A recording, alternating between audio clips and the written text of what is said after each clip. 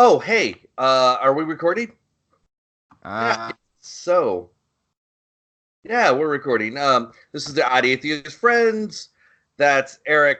I'm Matthew, and fuck your God, goddammit. Um, yo. so what is this episode? What 71. one? Okay, it's been a minute since we recorded. We Yeah. had to take a break last week because didn't you go on vacation or went to go see your family or something like that? Yeah, headed back to the south for a whole week. How was Hicksville? Uh, has it ups has, has its ups and downs. I don't even know what my voice is doing anymore. Yeah, I saw my family, which was questionable. Saw my friend family, which was great. Had lots of fun with my friends, and I also had a top surgery consultation while I was there. Really? Wow. Yeah. I mean, I got it like really in advance. I'm looking at surgery maybe like November-ish next year. Okay. November, So like a December. year away plus. Yeah, a little over a year, yeah. Well, a couple months over a year. But yeah. And it so I was like wearing my pants and stuff and a robe for the top part, and then when the doctor came in, she's like, "All right, take the robe off." And I was like, "Okay." And then she's like, "Oh, look, good for you." And she's like, "Your breasts are at a great position for top surgery. Like you're gonna have shorter scars than some people, and you don't have like extra fat rolls over here, so we don't have to bring it over like the scars over farther that way. So like you're doing great stuff." And I was like, "Thanks. It's just how it is, but I appreciate it." And she's like, "Oh, and you have a great nipple size, so that's good. We'll just cut down the areola and we'll be golden." And I was like, "Okay." I was super nervous though because I went by myself, and it's just like nerve-wracking going in any doctor, especially just, for like consultation on a big surgery that you're nervous about. But yeah, I mean, it sounds like it'll work out all right. I talked to her about how I probably or might want to have a baby in the future, so like to make sure that no tissue would regrow or anything. And she said if we Yeah. do the standard double incision one where they take out all the fat and stuff, it'll be fine. There was another surgery I was kind of hoping to get where they leave the nipple in place and they don't cut it off and then skin graft it back on. I kind of wanted that one, but she's like, "Well, we leave some of the tissue around the nipple, so there's a chance that you'd have some regrowth." And I was like, "Yo, I'm not fucking up this surgery if I decide to have a kid, so I guess Yeah. we're gonna have to for the cut it off, put it back on." But she's really nice. The price is not so nice. It's a solid $9,000 for the whole surgery, like including anesthesia, aftercare, whatever. But yeah, but I have approximately a little over a year to start saving money. Although there's no way I'm gonna save $9,000. That's over a third of my take-home pay in a year. Like well over a Yeah. third. So yeah, but I'll just see what I can save and then maybe apply for care credit, maybe try to get some donations and also sell some art to get some extra money on the side will be good. So, I really enjoy your art. I like it. Every time you post your art stuff, I really think it's great. And so maybe you can get on Etsy or something like that and sell it that way. So, yeah, I do have an Etsy. I only have one listing right now. Cuz I've only figured out how to ship small paintings efficiently. I got to figure out how to ship slightly larger paintings cuz that's what everybody wants. I just don't know how to ship them in a cost-effective manner currently. But we'll see. yeah. That out. But yeah, it's exciting. It's cool. It's happening. I'm super ready to be over and not have these anymore. And it is a 4 to 6 week, approximately a 6 week recovery time. So that'll suck. But I think I remember you posting something that you got misgendered a couple of times when you were in North Carolina. oh fuck. Or, Yeah, I was in the airport and this was actually in North Dakota. I was leaving the airport or leaving, went into the airport and I went through machine, the TSA machine. And I was like, and as a trans person, listen, if you're trans or gender nonconforming or whatever, I highly suggest that if you get read as, if you like, for me, if I get read as a guy, which I do at this point most of the time because I have a beard, the machine that you have to go through, they're gonna base it off of your looks. They're gonna be like, oh, I have to hit male or female, and for me, they're gonna usually hit male now. And when they hit male, the machine lights up on my breasts and my crotch area, which I find fascinating because I have a lack of dick. You're concerned, but whatever. So it lights up on both areas, and they're like, oh, now we have to do a pat down. And then I'm like, no, you just have to hit the other button and then put me back through, and then it doesn't light up. So if you can tell them beforehand, it's very weird because like when you go standing there and you're going like with your hands over your head, you're like, hey, you have to hit female. That's what I have to do. And they're like, okay. But the guy in Fargo was really nice. He was like, oh, thank you for telling me. And I was like, oh, that's so nice. So then it worked and I went through.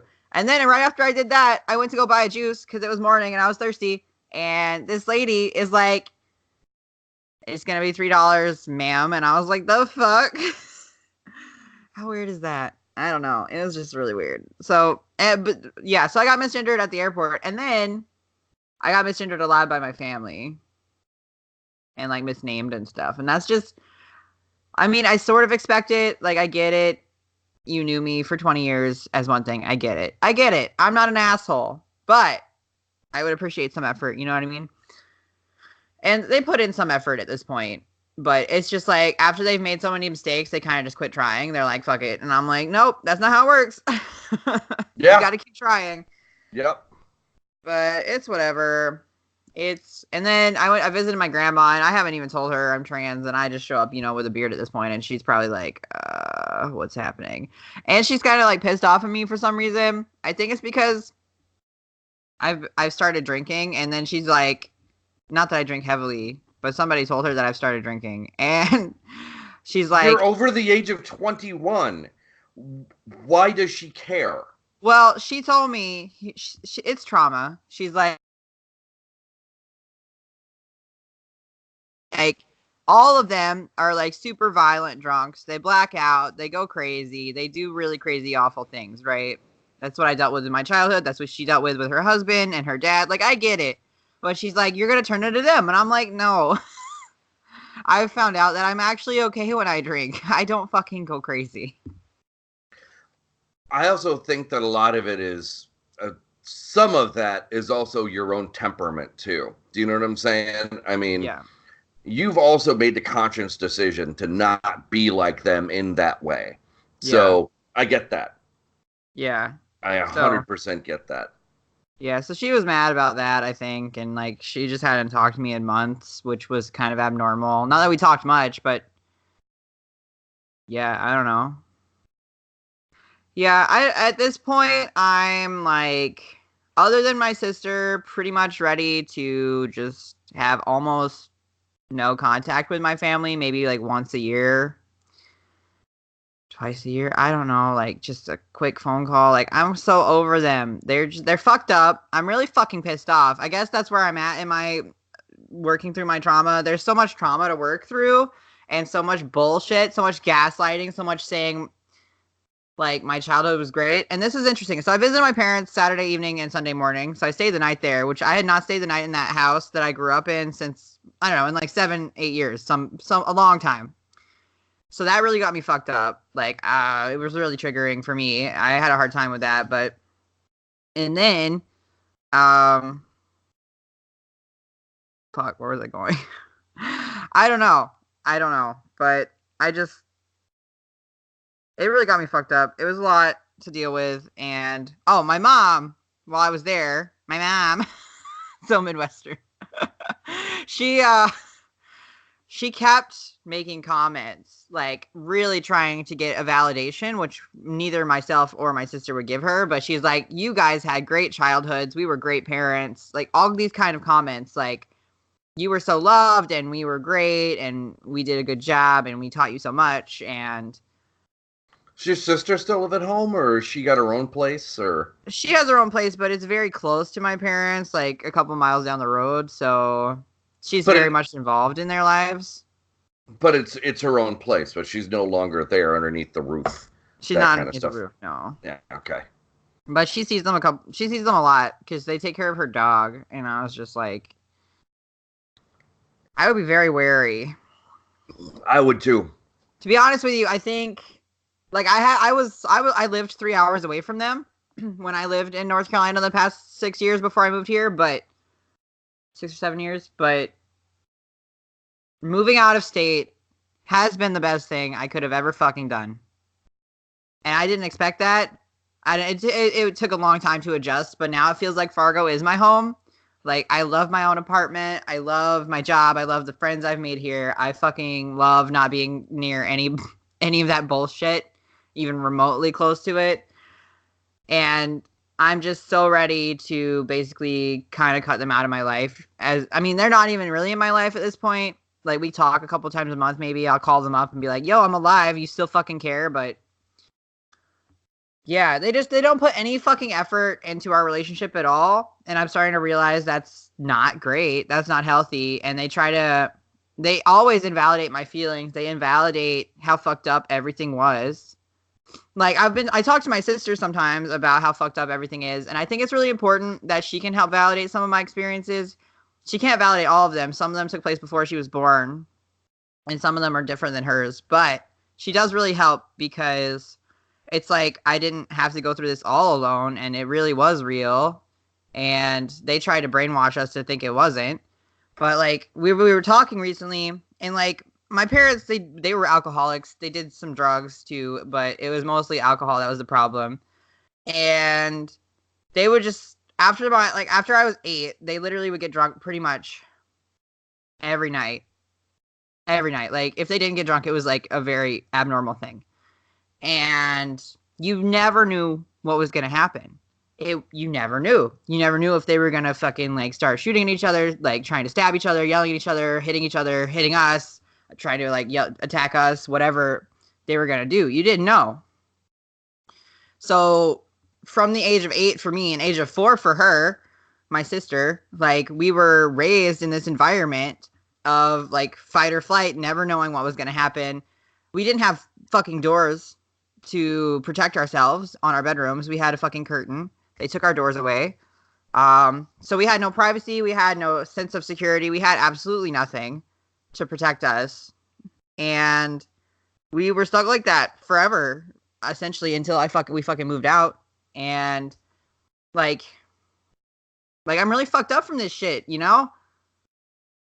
And having to deal with that every night while still going to school, while eventually getting a job at like age 16, and just, I don't know, surviving that way, that's where you get PTSD from. That's what I have that from.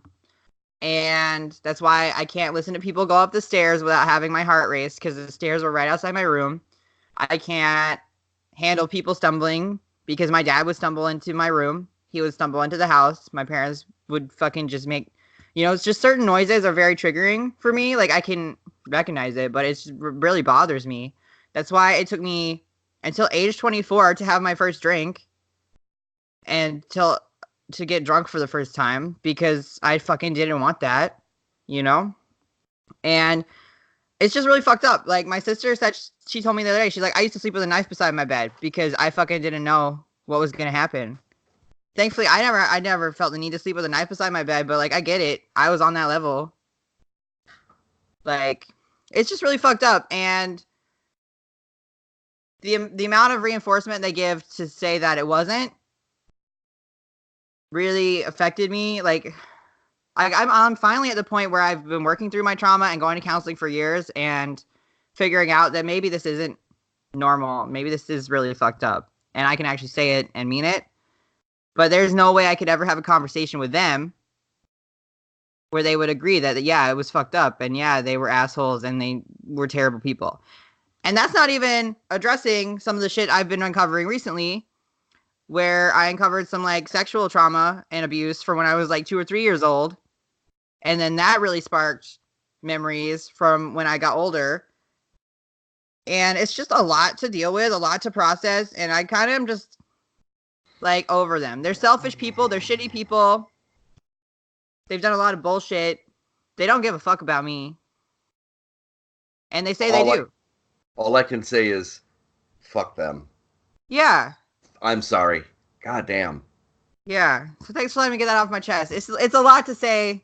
It's really fucked up. And I'm doing okay, though.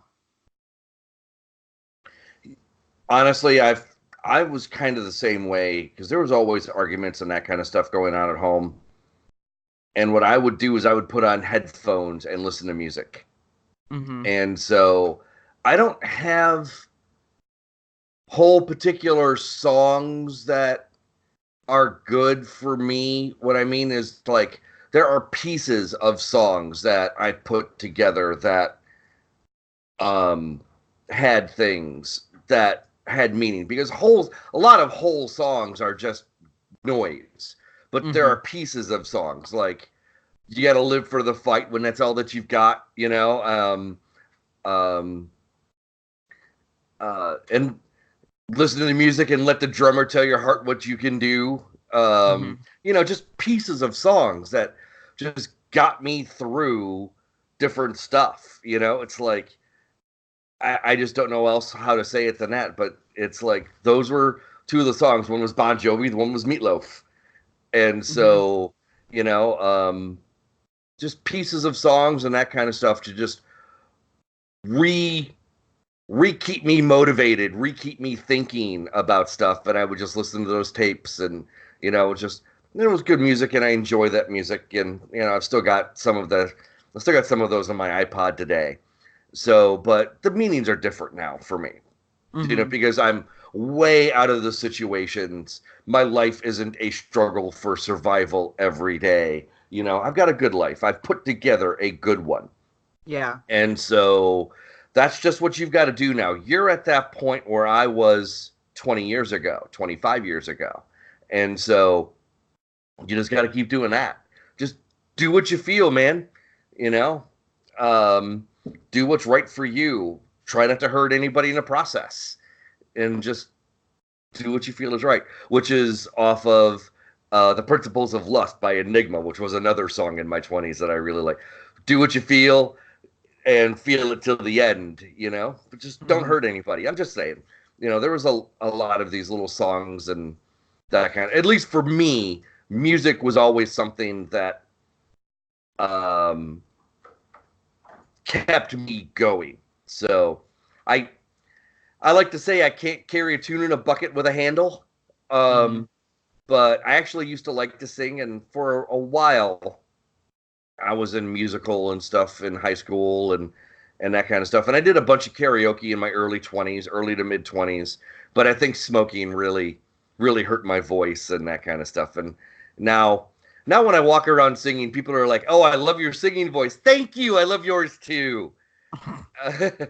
So I have a tendency to sing when I'm bored or that kind of stuff, you know, or I'm trying to calibrate, and I'm just like, do, you know, I do stuff like that. But anyways, so, but yeah, absolutely 100%. I agree with everything that you just said. And you just got to do that, you know, make that life for yourself. And we talked about making your family, and your family isn't necessarily blood. I mean, it can be the family that you make. And, you know, I had to go across the other side of the globe to find a woman who loved me and I loved her in a way that was unconditional. So I love my Sachi-san. Oh my god, have I talked about this yet? I recently got a significant other. No, what happened? Well, we've been dating for about 2 months. But they asked me to be their partner or to be their boyfriend. A couple days ago while I was in North Carolina. They live here in North Dakota. So yeah, I guess I had to travel to North Dakota to find someone. Who knows? Sometimes a little bit of separation can be a good thing, because when you come back, the other person realizes, "Oh, well, fuck, I really missed the hell out of that person." Yeah, I think that's what happened. He was just like, "Wow, you're really far away." Like, we don't live in the same city, but we're like an hour and a half away. And he's like, "Oh my god, you're really far away now." So, yeah. I always found that kind of funny. You know, people are like, "Oh, you know, I got to be away from my spouse or girlfriend or husband or whatever." You're like, You know, and they're like, oh, being away for a week is such a long time. I'm like, shut up. A week? Shut up. Yeah. I've done months at a time. That Yeah. sucked, but you just Yeah. got to do what you got to do. So, anyways, Yeah. um, yeah, I see it now. I don't think. I mean, I've done a couple of times where I've had to be overnight or for a couple of days, been away from Sachi for work, and that sucked. But at least I sat there and went, well, at least I'm not gone for 6 months. Mm-hmm. Yeah, that would be tough. But yeah, part of me still wants to join the Peace Corps at some point, and that's 2 years. So we'll see what happens with that. That actually sounds really cool too. And if you're single, I mean, you know what I'm saying? I mean, I know life is full of these crazy things, but there's nothing saying I need to do the Peace Corps while I'm in my 20s.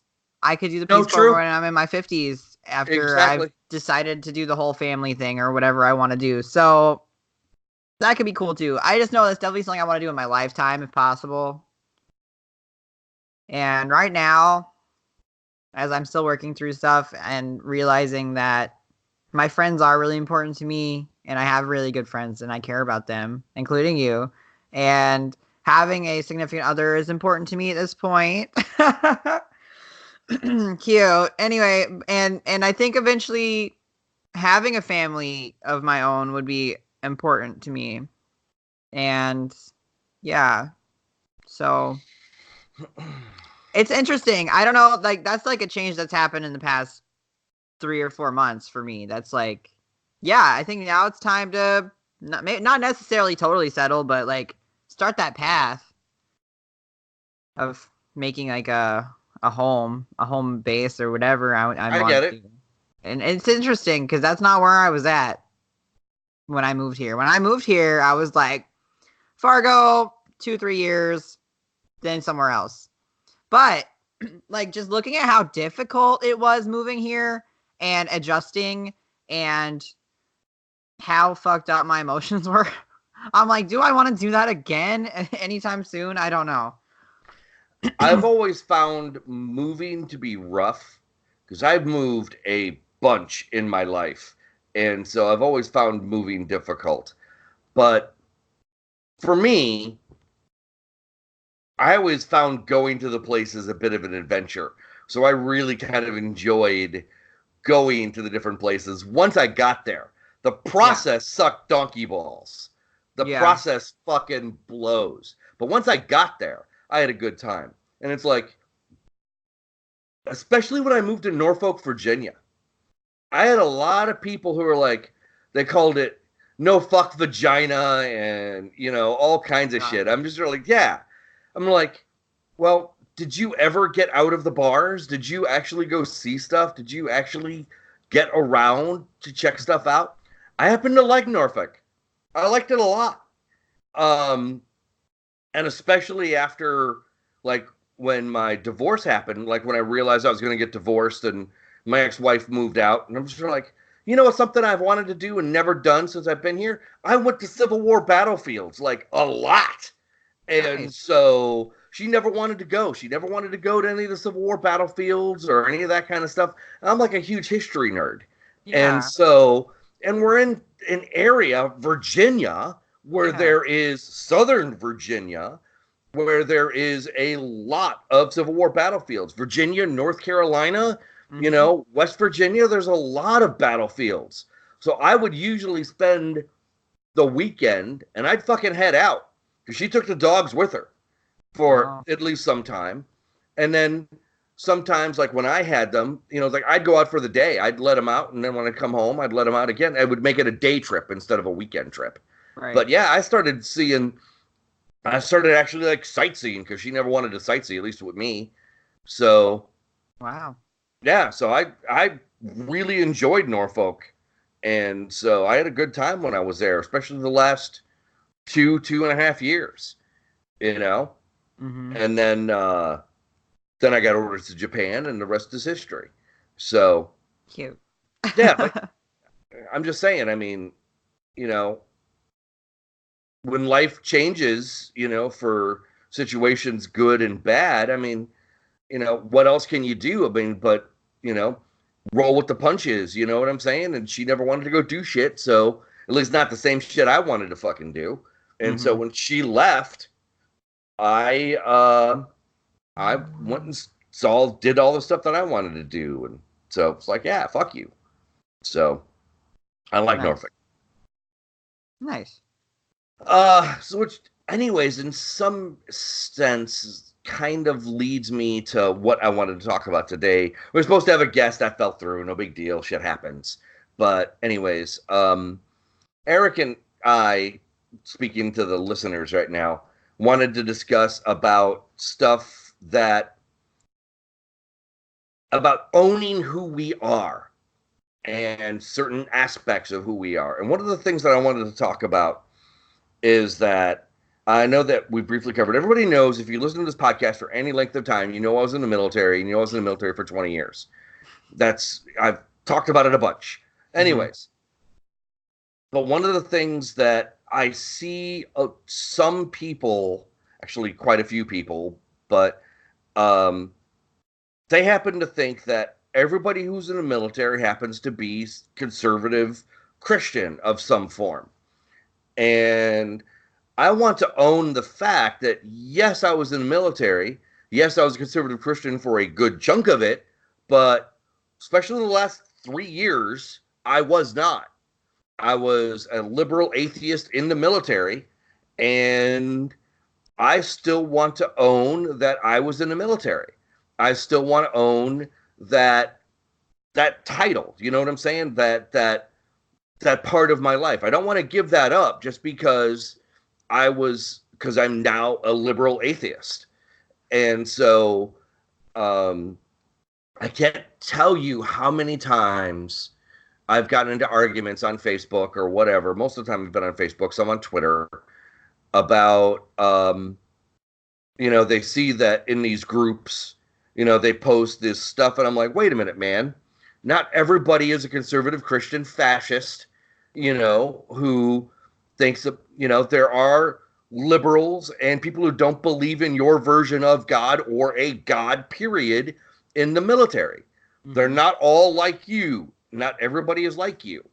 And so I can't tell you how many Christian groups I got kicked out of for shit like this. For being a liberal atheist. And, I'm not one for being nice when it comes where people, somebody will say something. I'm like, yo, dude, not everybody thinks like this. And then I'll get attacked. And I'm not going to let that shit go. I'm going to attack back. And I'm probably not going to be nice. It's like, if I say something back politely and you come back with both barrels, okay, well, lock and load, motherfucker. It's on. And so I just think that people who were in the military who are not conservative Christians or conservative in general, I think need to own the fact that, hey, look, not everybody in the military is a conservative or is a Christian or even believe in God. And so I think that's something that I should own. And that's something that I think I'm doing more often. So good. Most of the time I wouldn't say stuff. I'd let stuff go, but silence is seen as consent, and I don't consent. Good. Yeah, I mean, I'm obviously very open about being trans and queer and stuff.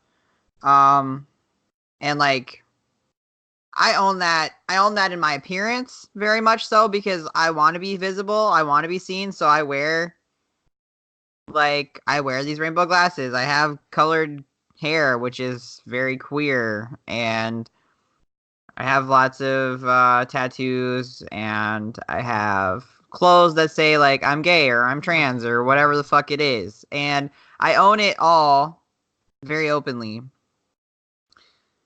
And I think that's important because people, I've noticed, I get a lot of weird looks, which is fine.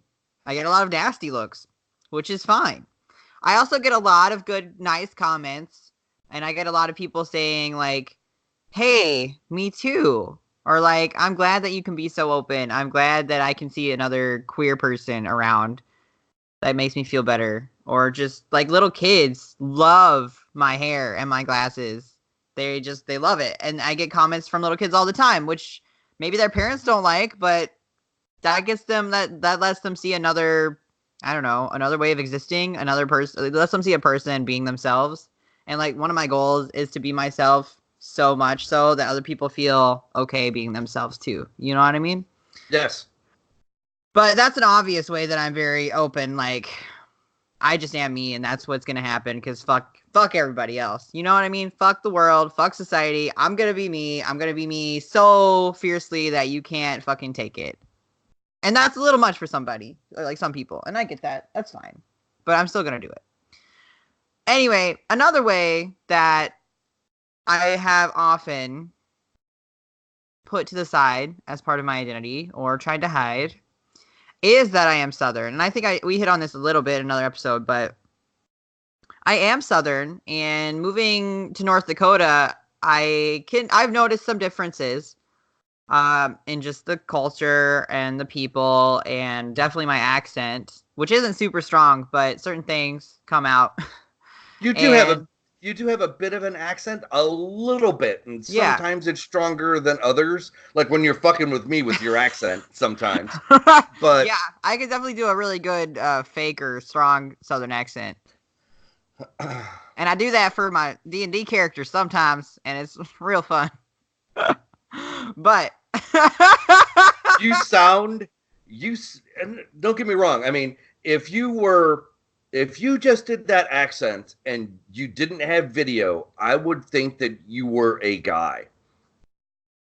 You sound real male with that Southern accent. well, damn. I know what I need to do now. I just need to talk like this. You know, I've made the joke that if you've got a Southern accent, that it knocks off about 10 points on your IQ. That's stereotypical, and I believe, that stereotypes aren't necessarily wrong, but they can be a little judgmental, actually more than a little judgmental. Yeah. And so, because I know that you're not stupid by any means. And so I know that you're not stupid.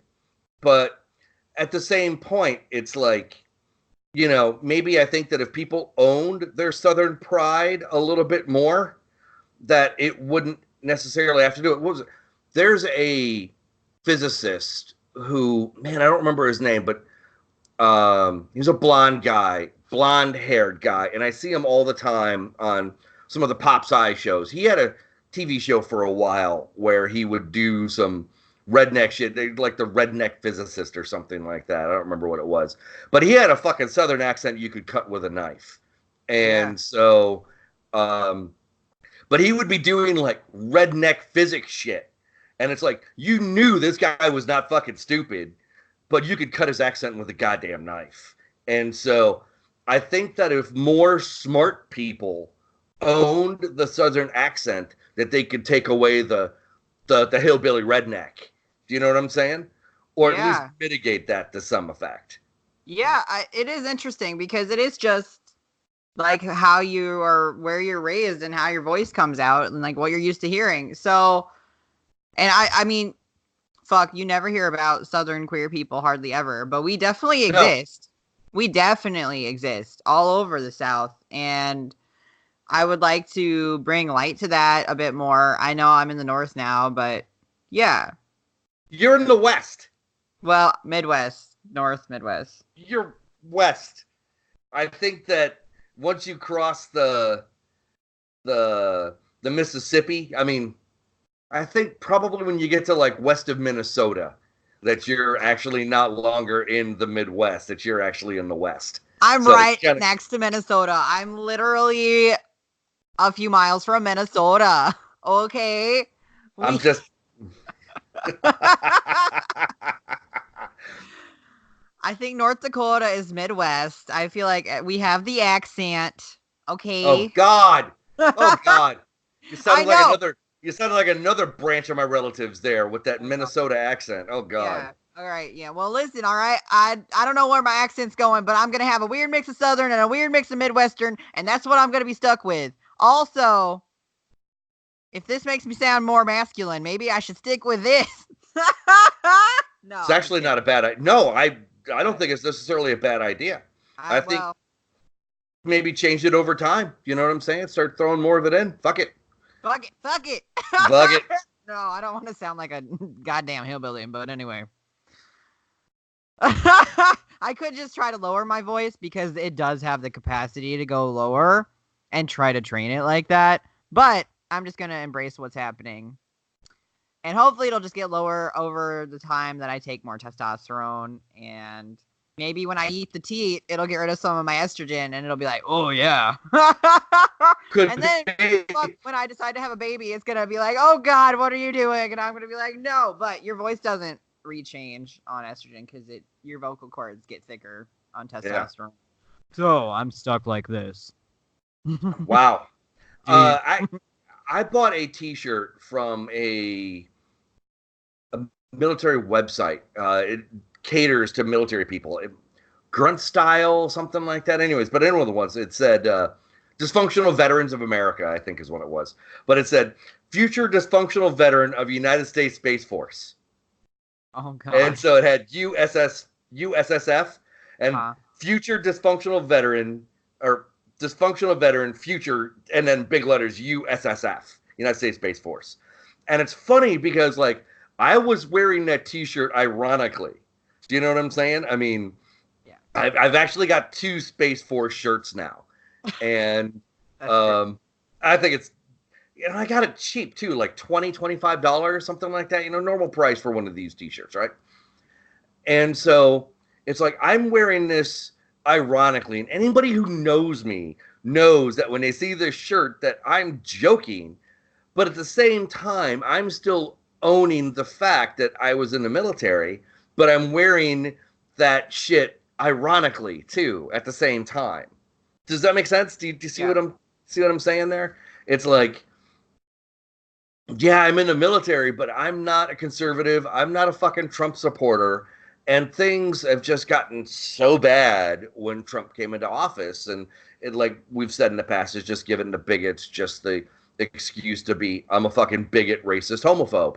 Mm-hmm. So, how many?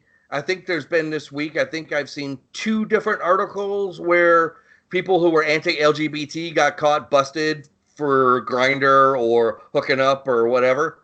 Yeah. So it's like, just come out and just say, hey, look, I'm gay. We are not going to make fun of you for being gay. There is way more shit to make fun of you be. Mm-hmm. But being an in the closet bigot really is kind of fucking funny, isn't it? It is, but it's really fucked up and awful. It is. That people have to hide that, and that they're really hating gay. Yeah, and they fucking hate themselves. They fucking hate gay people. Like the reason they're making other people's lives so bad is because they hate themselves and hate all of that. So it's all fucked up, and I hate it. So, anyways, are you going to start owning the fact that you're Southern more? Are you going to try to do that? I mean, yeah, I've definitely, since I've moved here, I've definitely been embracing it a bit more. I'm like, look, I love my Southern food. I love, like, Southern hospitality. That's in me pretty deep. I like the accent. I think it's funny, and I get to bring it out more here, and it's appreciated. So I like that. There are definitely some pros to being Southern that I really enjoy. So I will own it more. And it is very important, especially when you are one label and you don't fit the rest of that label, to own it. So other people see, like, not everybody in this group is this way. Like you said, about being a veteran and being in the military and being atheists, like, and liberals. That's not what everybody thinks about. So being trans and queer and Southern is not what people think about. So, yeah, I think owning it's important. I was wearing couple of years ago, I've got a deployment jacket. And so I think it might have been the one where I went to Iraq. I think it might have been the '03 deployment jacket. And some guy came up to me and was basically trying to talk to me. He was asking me some questions and was basically like, this was like right when Trump was just entering into the primaries and all that kind of stuff. And he was basically trying to basically find out if I was a conservative. Mm-hmm. And was asking me some questions and stuff. Like, it's been a few years. I don't remember exactly how the conversation went. But I looked at him, I'm like, just because I was in the military doesn't mean I'm a conservative fundamentalist Christian. Mm-hmm. I'm a liberal and I'm an atheist. And there's a couple of people that were standing around too, trying to listen to this guy and I talk. And I was like, dude, what are you doing? I don't agree with what's going on. Just because I was military doesn't necessarily I agree with what conservatives want or feel about stuff. I mean, he was equating military with conservative. Yeah. And it's just like, I'm not either. I'm not a conservative, and I don't believe in your God. Basically what he was trying to talk about was basically evangelizing to the Muslims that were there. And it's just like, for one, that's not what the military does, even though the chaplains want the military to do that. Mm-hmm. It's like, here, I just murdered your family, have a Bible. Oh, God. Or it's that Christian Warriors for Christ shit. Put on the full armor of God, and protect yourself. It's like, wow. Yeah, what was that from? Like, I want to say Joshua or something like that. I don't know, but it's one of the Old Testaments, one of the Old Testament books, one of the prophets or something like that. I don't remember. But yeah, so it was like, I can't tell you how many times I heard that sermon when Iraq was getting ready to gear up and on the way over and all that kind of stuff. So yeah, I heard that a bunch. I just want to say to you and to our listeners and everybody, I think owning who you are, no matter who you are, is super important. Yep.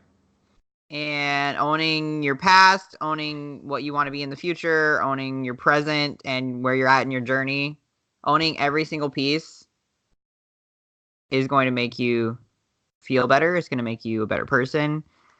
Theoretically, I mean, you could be like a horrible person and you're owning it, but at least you're owning it. I don't know. At least you're owning it. Yeah. Yeah. I think just being yourself, and if you recognize bad things about yourself, you can definitely work to grow and change and become better. That's what 100%. I've been doing for fucking years. That's what I want to continue doing. Like, I want to grow. I want to be awesome. I want to be the best version of me I can be.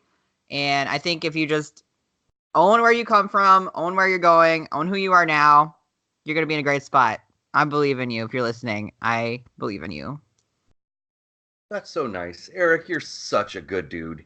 Oh, thanks, man. I try. So anyways, we want to thank our listeners, of course. The 3 people who listen to us all the time. Mm-hmm. We want to thank you very much, and we want to thank our patrons. Of course, we always want to thank our patrons. So thank you, patrons, very much. And we love you, and feel free to write in and listen. Rate us on iTunes and every place else that you can rate us and like us and share us, of course. Yeah, so, engage with us on Facebook. We post in there all the time. We do. Yeah, just talk to us. Let us know you're listening. We really appreciate it. Yep. So I think it's time for some Trump, don't you think? Yes. Some more Trump? Yes. Yes. Yes. Yes. Okay. God.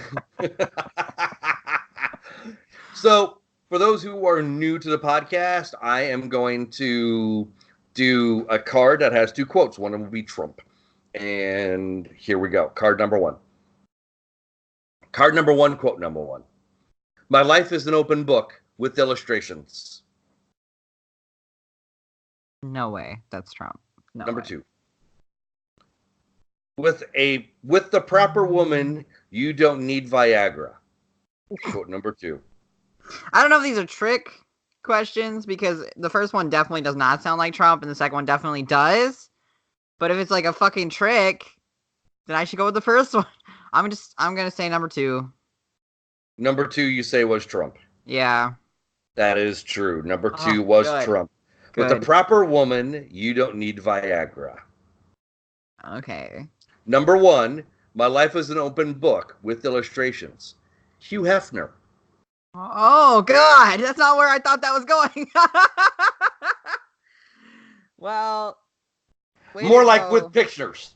More Yeah. like with pictures. They do a whole lot of illustrations in Hustler or Penthouse or whatever one he did.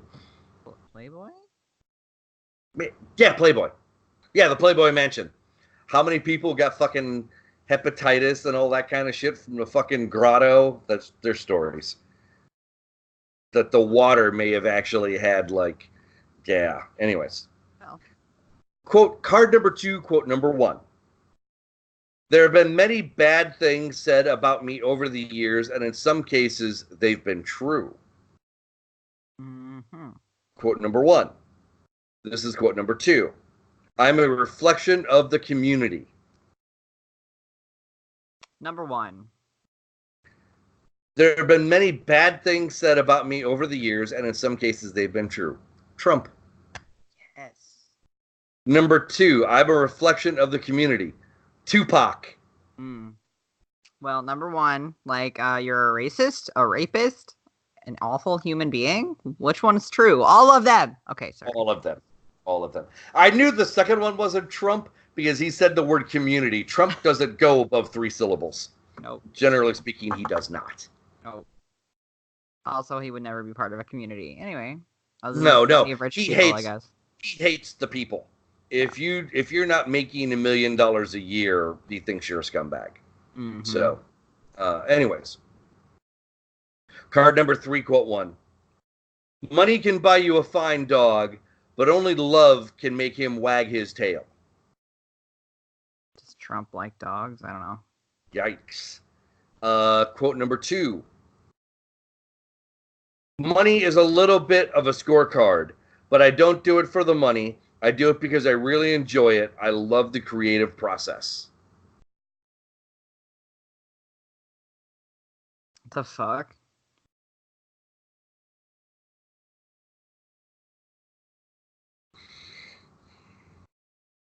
I just don't know if Trump likes dogs. If I knew that answer, it would be easier. The second one does not sound like him, but he might have been saying it. It's kind of some kind of bullshit.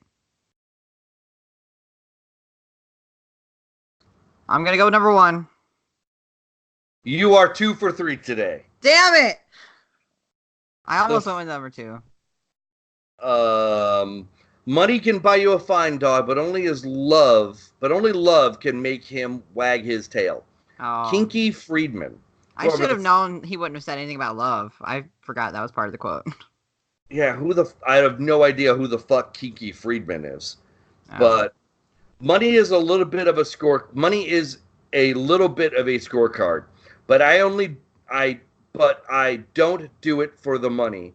I do it because I really enjoy it. I love the creative process. None of those words are above 4 syllables.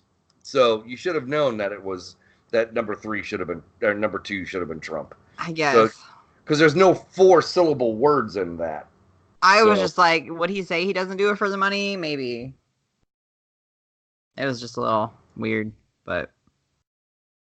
Anyway, so the weather in Fargo right now is like 45, 50 degrees. The weather in North Carolina is like 90, so it's really weird coming back here.